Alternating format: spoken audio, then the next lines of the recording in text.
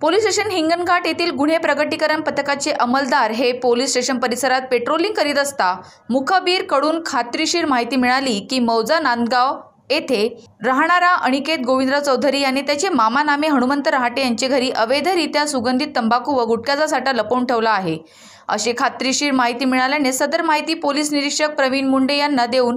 त्यांचे प्रत्यक्ष मार्गदर्शनात मौजा नांदगाव येथे पोलीस स्टाफ सह रवाना होऊन नांदगाव येथे राहणारा अनिकेत गोविंदराव चौधरी यांस ताब्यात घेऊन त्याचे मामाचे राहते घरी पोलीस स्टाफच्या मदतीने घरझडती घेतली असता घरझडतीत एकूण किंमत 5,89,367 रुपयांचा माल मिळून आल्याने सदरचा मुद्देमाल जप्त करून गुन्हा नोंदवून आरोपीस अटक करण्यात आली आहे। ही संपूर्ण कारवाई पोलीस अधीक्षक नूरुल हसन,